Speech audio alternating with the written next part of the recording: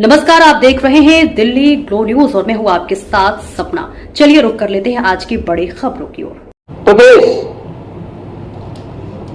अपनी विरासत पर गौरव की अनुभूति करता है। पूरा देश आदरणीय प्रधानमंत्री जी की प्रेरणा से अपनी विरासत पर गौरव की अनुभूति करता है और हम लोगों का मानना है कि विरासत से युक्त विकास ही एक उज्जवल भविष्य की एक आधारशिला होती है।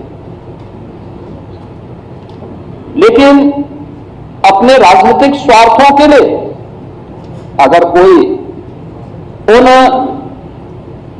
आक्रांताओं को महिमामंडन करता है जिन्होंने भारत की आत्मा पर प्रहार किया, जिन्होंने भारत की आस्था को रौंदने का कार्य किया है, मुझे लगता है कि आज का नया भारत, आज का नया उत्तर प्रदेश, ये नए भारत का नया उत्तर प्रदेश इसको स्वीकार करने को तैयार नहीं है, कतई तैयार नहीं है।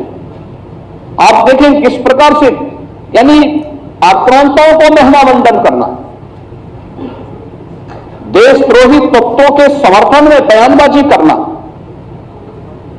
या राष्ट्रीय प्रतीकों के प्रति अपमानजनक टिप्पणी करना, ये किसी राष्ट्रद्रोह से कम नहीं।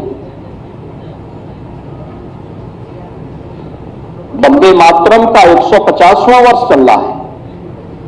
कुछ लोग हैं, उनमें राष्ट्रगीत जिसे भारत के संविधान सभा ने सर्वसम्मति से सम्मान देकर के राष्ट्रगीत के रूप में प्रस्तुत किया, और हम आभारी हैं प्रधानमंत्री मोदी जी के, जिन्होंने राष्ट्रगीत को अनिवार्य रूप से देश के अंदर लागू करने के लिए एक नोटिफिकेशन जारी करवाया।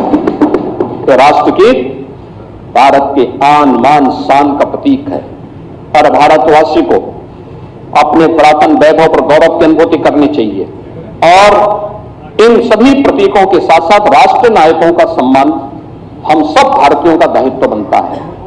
अगर हम आक्रांताओं का महिमामंडन कर रहे हैं और राष्ट्र के प्रतीकों का, भारत के तिरंगे का, भारत के राष्ट्रगान का, भारत के राष्ट्रगीत का, भारत के महापुरुषों का अपमान कर रहे हैं, एक प्रकार से हम संविधान की अवहेलना कर रहे हैं।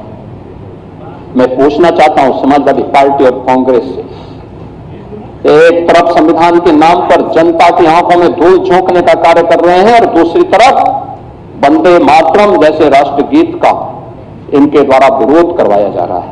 इनके सदस्य धड़ल्ले से बोल रहे हैं कि हम वंदे मातरम के लिए खड़े नहीं होंगे, हम नहीं गाएंगे। क्या मतलब है इसका?